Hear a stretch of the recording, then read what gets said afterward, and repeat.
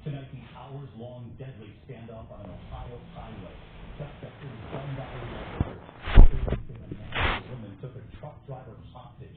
How this ended, and tonight the new police video just released. In New York City, the migrant crisis, officials sounding the alarm tonight. Shelters at capacity, hundreds of people sleeping on the sidewalk outside a migrant facility, and Stephanie Ronalds reporting. The NYPD investigating the fatal stabbing of a professional dancer here in New York. Was he targeted because he's gay? Authorities want to know tonight if this was a hate crime. A fiery plane crash at an airport outside Los Angeles, killing 2, shutting down the airport. Also, the urgent search for a missing mother of 4 tonight. Also, Canadian Prime Minister Justin Trudeau and his wife reveal they are parting ways. And America Strong tonight, a field of dreams secretly planted for his wife. From ABC News World Headquarters in New York, this is World News Tonight with David Neal. Good evening. It's great to have you with us here on a very busy Wednesday night. We do begin tonight with the scare at the Capitol on the eve of former President Trump's arraignment in Washington, D.C. The alarming moments today, a sign of the heightened security there surrounding Trump's court appearance tomorrow. They are taking everything seriously. Authorities say a 911 caller reporting an active shooter at Senate offices. The Capitol put on lockdown for a time, people scrambling through the hallways to get out. Officers going floor to floor, searching for any potential threat. Shaken staffers escorted out with their hands in the air. Tonight, Capitol Police believe this was intended to cause a scare, but that there was no shooter. But they're signaling they will take all threats seriously, putting up barriers tonight, with the former president set to return to Washington tomorrow. ABC's investigative correspondent Aaron Katersky leading us off from the Capitol tonight. Tonight, on the eve of Donald Trump's arraignment in Washington, D.C., with security on high alert, evidence of how seriously authorities are taking any threat. A scare in the Senate triggering this massive police response. Hundreds of officers rushing to Capitol Hill. We could hear banging and screaming. We could hear shouting in the halls. Authorities say it started with a concerning call, an active shooter inside a Senate office building around 2:30 in the afternoon. The caller did not report hearing gunshots, but gave police a description of someone wearing body armor. Keep on the benches. That's where you need to be. Go back. The Senate side of the Capitol put on lockdown. We see about 20 Capitol police running down the hall with vests on, guns drawn. Officers searching the 3 Senate office buildings floor by floor before giving the all clear. We found no confirmation that there was an active shooter and that this may have been a bogus call. But tonight, authorities say they are prepared for anything, with history set to play out in this city tomorrow. Here at the Capitol, we're told the physical barriers are going to be going up tonight, David. Police have have been preparing for former President Trump to appear in court just down the block, and they say tonight, David, they are prepared for anything. Aaron Katersky leading us off tonight. Aaron, thank you. Of course, those barriers going up in advance of the former president's arraignment tomorrow. The special counsel bringing a second federal criminal indictment just 24 hours ago. This one, of course, involving January 6th. 4 new charges alleging Donald Trump knew he lost the election, but was determined to stay in power, spreading lies to keep the White House, according to the special counsel. Tonight, this new indictment mentioning former Vice President Mike Pence more than 100 times, quoting Trump, telling Pence, "You're too honest." Tonight, what Mike Pence is now saying about all this, and tomorrow, what will Americans see when Donald Trump shows up to that courthouse? And who is the judge who will ultimately preside over this case? And how has she ruled in January 6 related cases before? Here's our Chief Justice correspondent, Pierre Thomas, again tonight. Tonight, federal court in Washington preparing for an unprecedented arraignment. A former president of the United States set to be fingerprinted and formally charged with trying to keep the White House even though he knew he lost. An alleged criminal scheme that erupted in violence on January 6th. Donald Trump's supporters stormed the Capitol. Oh, no. It was fueled by lies. Lies by the defendant, targeted at obstructing a bedrock function of the U.S. government, the nation's process of collecting, counting, and certifying the results of the presidential election. But the indictment about more than Trump's public statements. It was about his actions, too, including a relentless pressure campaign targeting Republican officials, including his own Vice President Mike Pence. Pence today reacting to the indictment, which mentions him and his role more than 100 times, and quotes Trump telling him, "You're too honest." I've been very clear. I quite hoped it wouldn't come to this. Pitts testified before Smith's grand jury and turned over contemporaneous notes he took after his conversations with Trump. For my part, I want people to know that I had no right to overturn the election. And that what the president maintained that day, and frankly has said over and over again over the last 2.5 years, is completely false.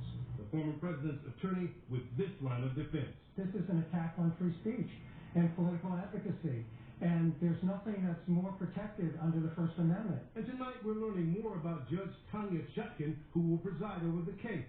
An Obama appointee, Judge Chutkan, has handed down tough sentences to January 6th defendants. She's also rejected Trump's efforts to block the January 6th committee from obtaining his presidential records, declaring presidents are not kings. All right, so let's bring back in Pierre Thomas with us right here in New York again tonight. We know the former president is set to be arraigned tomorrow in Washington, D.C., 4 p.m. What do we expect to see, Pierre?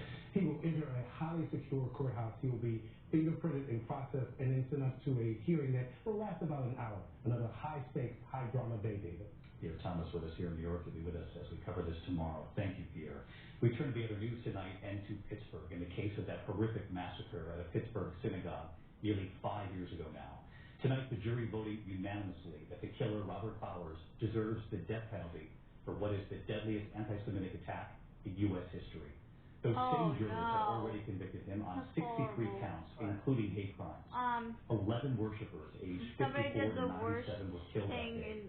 7 others injured, including 5 responding officers. Or whatever. Tonight, we'll hear from families of the victims and the survivors from that day. Here's Ariel Reshef. Tonight, the gunman who stormed that Pittsburgh synagogue, killing 11 in the deadliest attack on the Jewish community in U.S. history, sentenced to death by a federal jury. He murdered them because they were Jewish. After 10 hours of deliberation, the same 12 jurors who weeks earlier found Robert Bowers guilty on all 63 criminal counts voting unanimously that he should be put to death. Hate has no place in our community. A judge will now decide whether to uphold that jury recommendation. Prosecutors have said Bowers was hunting for Jews when he entered the Tree of Life synagogue in October 2018, gunning down congregants during Sabbath prayers. The victims, ages 54 to 97. Just before his deadly rampage, prosecutors say Bowers posted anti-Semitic and xenophobic rants on social media. At trial, Rabbi Jeffrey Myers, seen here in this police body camera video fleeing the massacre, flanked by the SWAT team, testifying about his desperate call to 911. Today we've received an immense embrace from the halls of justice around all of us. Tonight, families of the victims and survivors reacting to the jury's decision. The daughter of Daniel Stein saying justice has been served. I feel like a weight has been lifted and I can breathe a sigh of relief. May my father's light shine eternally, and his memory, along with the 10 other victims, forever be a blessing. And David, as soon as tomorrow morning, the court could hear victim impact statements from those whose lives were forever changed that day, and then the judge will decide whether to uphold the jury's verdict of the death penalty. David? Ariel Reshef tonight reporting. Ariel, thank you. Tonight, the FBI says a woman held captive in a homemade cinder block cell in a home in Oregon, breaking free with her own bloodied hands. The door opening from the outside to that cell. The FBI says she has escaped a serial rapist. They're now looking for more victims across at least 10 states from California all the way to New York. Here's ABC's chief national correspondent, Matt Duffin, tonight. Tonight, the FBI says a young woman fought tooth and nail to free herself from this cinder block cell to escape from a man they allege is a serial rapist. The woman fought for her life, beating the doors and the walls of this cell with bloodied hands. The FBI naming 29-year-old Negasi Zuberi as the suspect, saying he had many other aliases, but whose career as an alleged predator living in plain sight began to unravel in Seattle on July 15th when he is accused of posing as a police officer. He kidnapped a prostitute. According to the complaint, Zuberi drove her 450 miles to his home in Klamath Falls, Oregon. They say he then locked her in this makeshift cell, cinder blocks, a naked light bulb, that hardback chair, and some water. He had actually locked her in there for a couple hours at least until she realized that she needed to get out of that residence because her life was in danger. So they said she decided to fight. when she was trying to escape the cell itself, she had repeatedly punched it with her own hands, and she had several lacerations along her knuckles. Through her perseverance, she broke free and waved down a passing motorist, asking for their help to call 911. The next day, officials capturing Zuberi in this Walmart parking lot in Reno, Nevada. The complaint saying there was a standoff, Zuberi in the car with his children. It's actually quite common for serial offenders to become more violent as they move along. The fantasy and obsession become much greater. To fulfill it, they have to become more violent. Authorities already recovering these disturbing handwritten notes, and one he jotted, dig a hole straight down 100 feet. Another, entitled Operation Takeover, describes what appear to be best practices for a kidnapping, including make sure they don't have a bunch of people in their life. You don't want any type of investigation. David, investigators say the suspect has been linked to at least 4 other violent sexual assaults in 4 states. They say that they know he's lived in 10 states since 2016, and they fear that there might be many additional victims out there. That's why the FBI is asking anybody with information to contact them. David. This is a horrific story tonight. Matt Gutman. Matt, thank you. Tonight, the hours-long deadly standoff on a highway in Ohio. The 2 suspects, a man and a woman, in a gun battle with officers there. Authorities say it began as a routine traffic stop. The 2 suspects running from police. The pair then hijacking a semi-truck and taking the driver hostage, leading police on a 40-mile chase. Police shutting down area highways, calling in hostage negotiators. At dawn, as troopers approached the cab, there was an exchange of gunfire. Both suspects were killed. The hostage suffered minor injuries in that truck. Here in New York City tonight, into the migrant crisis, New York's Mayor Eric Adams is sounding the alarm tonight, pleading for federal help. Shelters at capacity now, hundreds now sleeping on the sidewalk. Here's Stephanie Ramos. Tonight, New York City officials sounding the alarm after these concerning images. Hundreds of migrants on the sidewalk in Midtown Manhattan. We need help. We need help, and it's not going to get any better. From this moment on, it's downhill.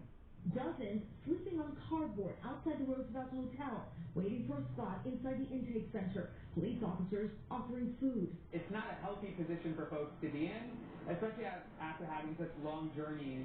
New York nearing a breaking point. While crossings are down at the southern border, busloads of migrants are still arriving in the city every week. More than 95,000 asylum seekers have arrived since last spring. Nearly 2/3 of them are now in the city's care. City shelters at capacity. Javier Adrián, he's from Venezuela. He's been waiting for a room at the Roosevelt for 2 days. So many here have come from so far away, but like Daniel, they say they prefer this wait to the dangers back home. Officials said today that 2,300 asylum seekers arrived in New York City last week alone. They say there doesn't seem to be an end in sight, and they are in need of the federal government's help. David. Stephanie Ramos with us tonight. Stephanie, thank you. Now to the war in Ukraine, and tonight Russian drones targeting Ukrainian port city on the Danube River near Romania. Of course, a member of NATO. A massive fireball erupting. Port operations now suspended. Ukraine says nearly 44,000 tons of critical grain supplies were destroyed or damaged. Russia has been repeatedly hitting Ukraine's ports since quitting a deal allowing safe passage for grain to reach world markets.